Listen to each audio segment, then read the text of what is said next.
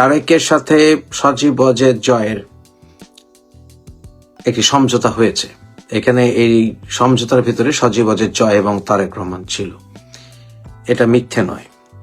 এবং তাদের ভিতরে কথা হয়েছে, এটা আমি নিশ্চিত। আমার সোর্স আপনাদেরকে বলার এখানে প্রয়োজন আছে বলে মনে করি না। যাই হোক, তারেক ফিরছে এবং এই দেশে ফেরার ভেতরে মধ্যস্থতা করেছে ভারত, এবং ভারতের থামস আপের পরে তারেক দেশে ফিরছে। এতে কি প্রমাণিত হচ্ছে? প্রমাণিত হচ্ছে ভারতকে বৃদ্ধাঙ্গুলি দেখিয়ে বাংলাদেশে রাজনীতি করা এখনো সম্ভব নয়। আমি কোনো দেশের লেজুর বৃত্তিটা করে বাংলাদেশ চলবে, আমি সেটা আশা করি না, আশা করতে চাই না। এবং আমি আশা করি যে আমরা প্রতিবেশী রাষ্ট্রগুলোর সাথে বন্ধুত্বপূর্ণ সম্পর্ক বজায় রেখে বাংলাদেশ এগিয়ে যাবে। কিন্তু আমরা পার্শ্ববর্তী বা দক্ষিণ এশিয়ার কোনো নির্দিষ্ট দেশের সাথে আমরা এমন কোনো সম্পর্ক গড়ে তুলব না যাতে সেই দেশটির চামচা রাষ্ট্রে বা অধস্থন রাষ্ট্রে আমরা পরিণত হই। পাকিস্তানের সঙ্গে আমাদের সম্পর্ক দরকার আছে, কারণ ৭১ সালে যুদ্ধের পরে আমরা তাদের সাথে কোনো রকম সম্পর্ক গড়ব না, সেটাও আমি মনে করি না। আমি মনে করি যে আমরা ৭১কে না ভুলে গিয়ে পাকিস্তানের সাথে সম্পর্ক থাকতে পারে এবং থাকা উচিত, যাতে করে একটি চেক অ্যান্ড ব্যালেন্স থাকে। কিন্তু শেষ পর্যন্ত তারেককে প্রমাণ করে দিল যে ভারতের সাথে আতাত না করে দেশে ফেরা সম্ভব নয়। আমাকে এই বিষয়ে পিঙ্কুর একটি ভিডিও পাঠিয়েছে একজন, সেখানে যে সে পুরোটা মিথ্যা কথা বলেছে তা কিন্তু না, এটা আমি বলতে পারি। আমি পিঙ্কুকে যথেষ্ট অপছন্দ করি, সেটা আপনারা জানেন, কিন্তু এই কথাটা একেবারে অমূলক নয় যে ভারতের সাথে একটি আতাত হয়েছে দু দলে। আপনারা জানেন যে আমি বহুদলীয় গণতন্ত্রে বিশ্বাস করি। বিএনপি আমার প্রিয় দল, কিন্তু বিএনপির অনেক ভুল আছে, আওয়ামী লীগের অনেক ভুল আছে। কিন্তু বাংলাদেশে সব দল রাজনীতি করার অধিকার পাক, অন্যথায় দেশে সন্ত্রাসী কর্মকাণ্ডে তারা জড়িত হয়। বাংলাদেশে তবে যারা স্বাধীনতার সার্বভৌমত্বে বিশ্বাস করে না, সেই দলগুলোর রাজনৈতিক অধিকার দেওয়া উচিত নয়, কারণ তারা দেশদ্রোহী এবং সেই দলগুলো হচ্ছে সন্ত্রাসী। যাই হোক, তারেক দেশে ফিরছে। এক হিসেবে সে দেশে ফিরে কি উল্টোবে কে জানে। দেশে কোনো ব্যাপক পরিবর্তন আসবে বলে আমি মনে করি না। সে আমেরিকান প্রেসিডেন্টের স্টাইলে চলা শুরু করেছে। আমেরিকান প্রেসিডেন্ট যেমন নিজস্ব এয়ার ওয়ান আসে, ওই প্লেনে, আমেরিকার নিজস্ব প্রেসিডেন্সিয়াল প্লেন, অনেকটা নিজস্ব প্রেসিডেন্সিয়াল প্লেনই তারেক আসছে। সেই এয়ারক্রাফটের অর্থাৎ বিমানের সেই ক্রাফটে, সেই প্লেনের স্টাফ পর্যন্ত চেঞ্জ করে দেওয়া হয়েছে। অর্থাৎ এখনই তার আচরণ প্রাইম মিনিস্টারের মতো, একেবারে আউটস্ট্যান্ডিং, যেটাকে বলে প্রোটেকশন অলরেডি তাকে দেওয়া হয়ে গেছে। অর্থাৎ মেনে নেওয়া হয়েছে সে ভবিষ্যৎ প্রধানমন্ত্রী, এবং তাকে অত্যাধিক প্রোটোকল, যেটাকে বলে, এরকম প্রোটোকলে কোনো সরকার প্রধান চলেনি। খালেদা জিয়াও না, শেখ হাসিনাও না। কিন্তু তার এয়ারপোর্টে সে ল্যান্ড করবে, সেখানে ওই সময় এয়ারপোর্টে কেউ থাকবেই না, সাধারণ জনগণের আগমনই সে সময় বন্ধ। বাংলাদেশের ইতিহাসে এরকম কারবার আমরা দেখি নাই। তারপর তার যে প্রোটেকশন, তার আমেরিকান প্রেসিডেন্টের মতো তার নিজস্ব গাড়ি বহর, নিজস্ব বাড়ি। আমেরিকান প্রেসিডেন্ট বাংলাদেশে একবার এসেছিলেন, একবারই, সেই ক্লিন্টন সাহেব। উনি আসার সময় যে এটা দেখেছিলাম, এটা হচ্ছে কোনো অংশ কম না। আমরা বোধহয় মাথার উপরে হেলিকপ্টার উঠতেও দেখব তার প্রোটেকশনের জন্য। এই ধরনের প্রোটোকল মেনটেন করে তারেক বাংলাদেশে কিভাবে রাজনীতি করবে আমার বুঝে আসে না। বাংলাদেশে একজন জ্ঞানী এবং একজন যাকে বলে এলিট পরিবারের মানুষ ডক্টর কামাল হোসেন বাংলাদেশের রাজনীতিতে অশ্ব ডিম পেরেছিলেন। মেইন কারণ হচ্ছে উনি হাটে মাঠে ঘাটে ঘুরে বেড়াতে পারতেন না। একবার ধানমন্ডিতে নির্বাচন করার সময় উনি বিভিন্ন বস্তিতে গিয়ে কতবার যে নিজের শার্টে টোকা দিয়েছেন, ভালো লেগেছে বলে আমাদের মনে আছে। তো তারেককে যেখানে এরকম প্রোটোকল নিয়ে চলে, সে বাংলাদেশে রাজনীতি করবে কিভাবে, কিভাবে জনগণের কাছে যাবে, কিভাবে মাঠে ঘাটে দৌড়ে বেড়াবে, ওর বাবা যেমন বসে গিয়েছিল মাঠে ময়দানে, ও কিভাবে বসবে, আমার তো ভাই বুঝে আসে না। যদি সেগুলি না লোক দেখানো, ওই কুইন এলিজাবেথের মতো লোক দেখানো ঘোরাঘুরি না হয়ে থাকে, তাই আমার মনে হয় না এই হানিমুন বেশি দিন চলবে। আর তারেক বাংলাদেশে রাজনীতিতে আসছে এবং সে ভারতের মন জয় করে টিকে থাকতে পারবে আমি মনে করি না। দেখতে হবে যে তারেক বাংলাদেশে এসে সেই মঞ্চে ভাষণ দেওয়ার সময় সে কতগুলো কথা বলে কিনা।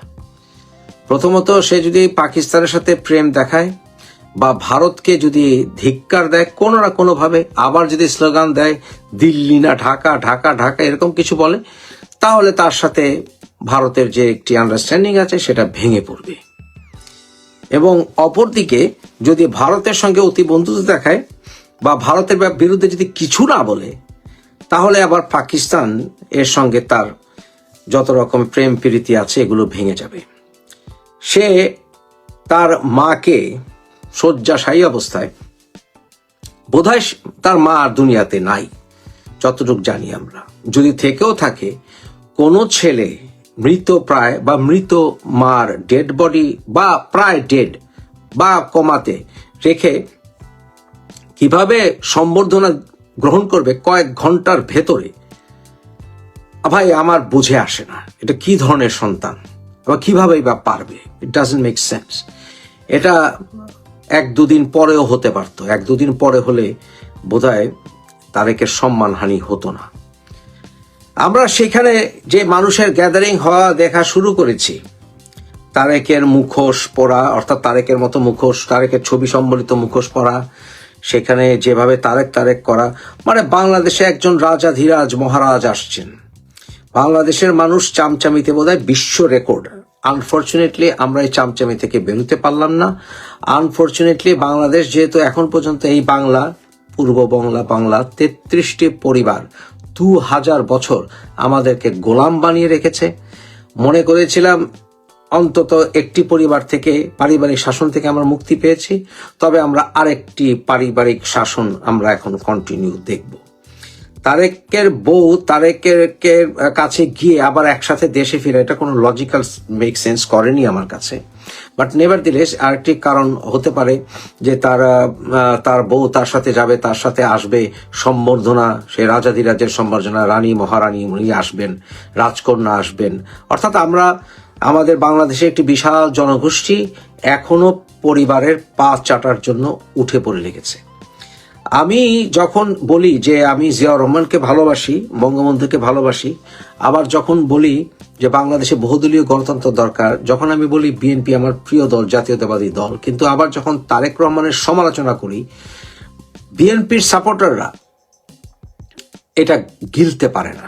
কিন্তু আমি বলি যে আমি যেহেতু বহুদলীয় গণতন্ত্রে বিশ্বাস করি, যেহেতু শহীদ রাষ্ট্রপতি জিয়াউর রহমানের কাছেই আমি শিখেছি, আমরা জেনেছি ব্যক্তির চাইতে দল বড়, দলের চাইতে দেশ বড়, তাই আমার এই দলকে সমর্থন করার পাশাপাশি দলের প্রধানকে সমালোচনা করার অধিকার আছে বলে আমি মনে করি। এবং সেই অধিকার না দিলে অধিকার আমরা আদায় করে ছাড়ব। এবং সেই ক্ষেত্রে আমি মনে করি তারেক রহমান বিএনপির যোগ্য নেতা নয়। ভবিষ্যতে তার প্রমাণ করার বিষয় থাকতে পারে, আপনারা বলতে পারেন, কিন্তু অতীত ক্লিয়ার না করে প্রমাণ কিভাবে হয়? 21শে আগস্ট গ্রেনেড হামলা হয়েছে। 21শে আগস্ট গ্রেনেড হামলার মামলা কিন্তু আসলে ভেস্তে যায়নি, সেটা একটি প্রক্রিয়াগত ত্রুটির কারণে সেটি ড্রপ হয়েছে। কিন্তু সেই সময় তো মানুষ মরেছে, বোমা তো ফেটেছে, মানুষ তো আহত হয়েছে।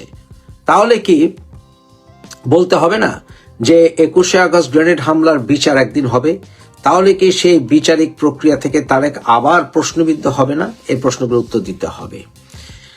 অপরদিকে আওয়ামী লীগের যে সকল নেতারা ভুল করেছেন, দলের 12টা বাজিয়েছেন, তাদেরকে দলে রেখেই কিভাবে তারেক সেখানে সমঝোতা করলো আমার কাছে বুঝে আসে না। নেভারদিলেস আমাদের বাংলাদেশ আবার পড়ে গেল গ্যারাকলে, জিনিস আমরা, অর্থাৎ old wine in new bottle. গুণগত কোনো পরিবর্তন আসবে বলে আমি মনে করি না। দেখেন, তারেক রহমানের নাগরিকত্ব বিষয়টিও কিন্তু সেটেলড হয়নি। তারেক এখন পর্যন্ত মুখ খুলে বলেনি একবারও যে তার ব্রিটিশ নাগরিকত্ব নেই। কারণ আমার কাছে যত ইনফরমেশন আছে এবং এর আগে যতবার আপনাদেরকে বিভিন্ন লজিক আমি উপস্থাপন করেছি, যেহেতু আমি ইমিগ্রেশন কেস ওয়ার্ক সুপারভাইজারের দায়িত্ব পালন করেছি বহু বছর, যেহেতু আমার আইনের পড়াশোনা করা আছে, অভিজ্ঞতা আছে, আমি বলতে পারি তারেকের ব্রিটিশ নাগরিকত্ব অবশ্যই আছে।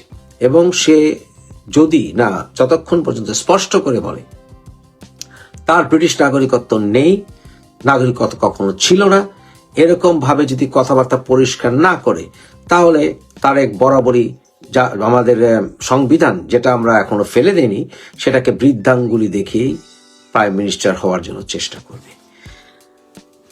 তারেক এটা অলরেডি উদাহরণ সৃষ্টি করেছে। আমরা জানি যেমন মালেক উনি সিলেটের, উনি বিএনপি নমিনেশন পেয়েছেন, আব্দুল মালেক, এবং আমি ওনাকে বহু বছর চিনি। এবং মালেক ভাই উনি অবশ্যই ব্রিটিশ নাগরিক, কিন্তু উনি কিন্তু নমিনেশন পেয়েছেন। কিভাবে হলো? আবার কয়সার, সেও জগন্নাথপুরে ইলেকশন করবে সিলেটে, সেখানে সে কয়সার ব্রিটিশ নাগরিক, কোনো সন্দেহ নেই, তাকেও আমি চিনি। এবং সে কিভাবে নির্বাচন করছে সেগুলো হচ্ছে ফাঁক ফোকর দিয়ে আমরা ক্যান্সেলেশনের, ব্রিটিশ নাগরিকত্ব ক্যান্সেলেশনের আবেদন করেছি এই কথা বলে ফাঁক ফোকর করে তারা বাইপাস করে নির্বাচন করার চেষ্টা করবে। এগুলো হচ্ছে সবই ধোঁকাবাজি।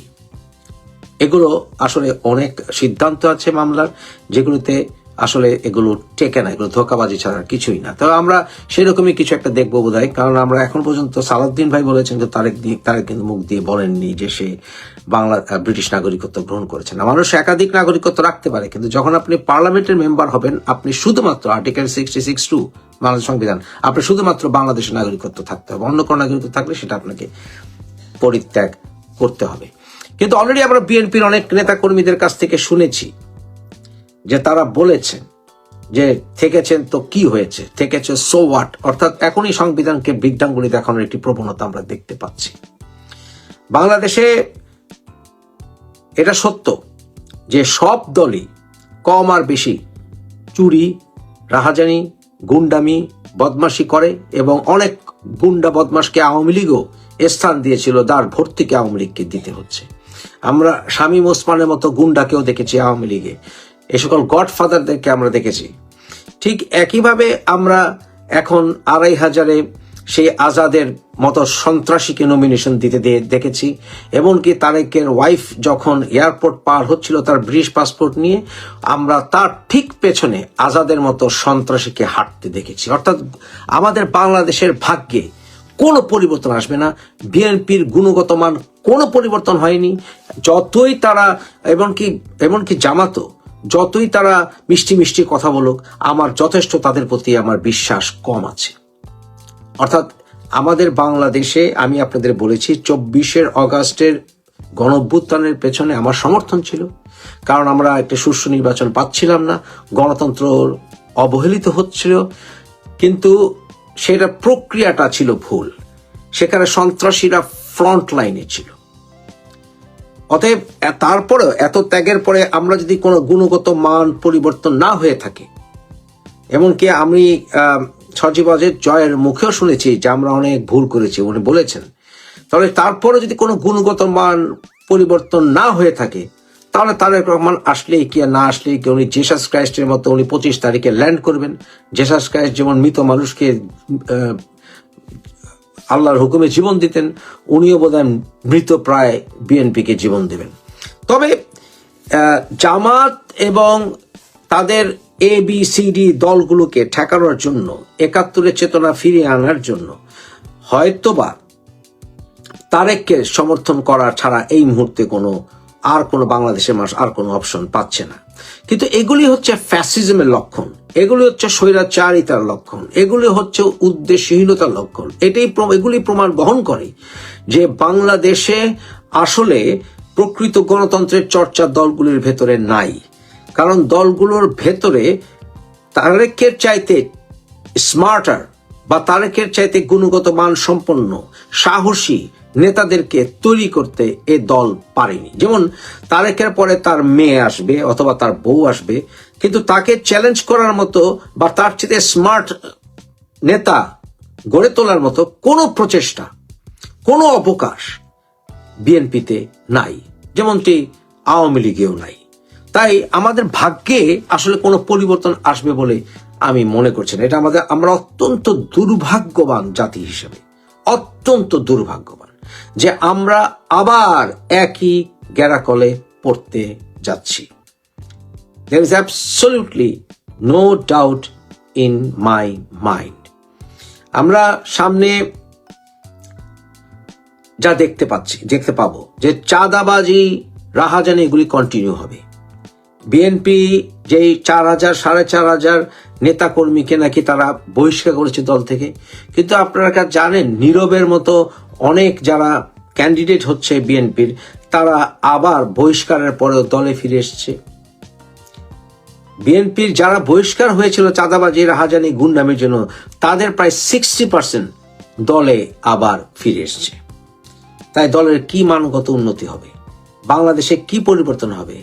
কিছু আসলে স্টানবাজির মতো কিছু মানুষকে হঠাৎ করে নাম নাই, কোনো পরিচয় নাই, রাজনীতি কোনো ব্যাকগ্রাউন্ড নাই, নিয়ে এসে একেবারে বসিয়ে দিল বিএনপিতে, আর মনে করছে বিএনপির গুণগত মান পরিবর্তন হবে না।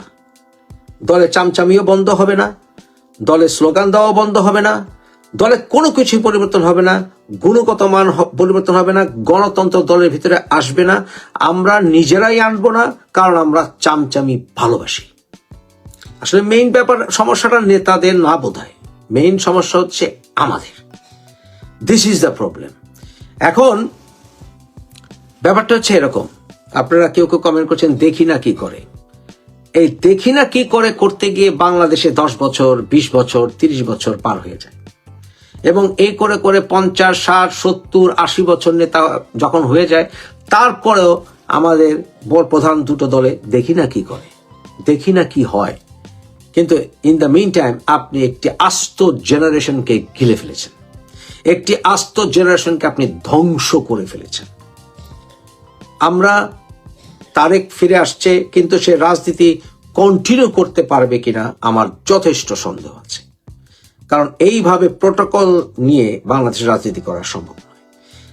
বর্তমানে যে সরকার আছে, এই সরকার দ্রুত এক্সিট চাচ্ছে, তাই ডক্টর ইউনূস, আসিফ নজরুল এবং ওরা বোধহয় নির্বাচন চায়, কিন্তু জামাত কতটা চায় এখন আমার সন্দেহ আছে। এখন জামাত যদি হঠাৎ করে বলে নির্বাচনে যাবে না, বা এনসিপি যদি বলে বসে যে তারা নির্বাচনে যাবে না, তাহলে তারেক কিভাবে নির্বাচন করবে সেটা আমার তো বুঝে আসে না, এবং সেটা নির্বাচন করতে পারবে বলে আমি সন্দিহান।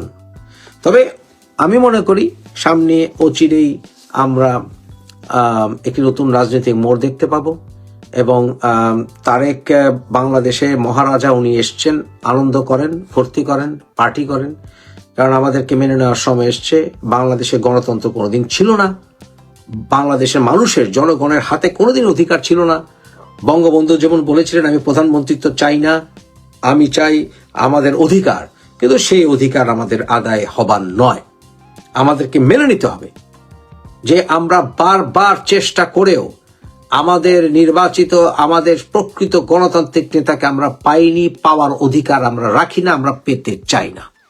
আমরা গোলামি করতে ভালোবাসি, আমরা গোলামের জাত, এবং আমরা আমাদের মহারাজা এসেছেন, আসছেন, অন দ্য ওয়ে, তাকে বরণ করে নেন এবং আরো কয়েক দশক গোলামি করার জন্য প্রস্তুত থাকেন।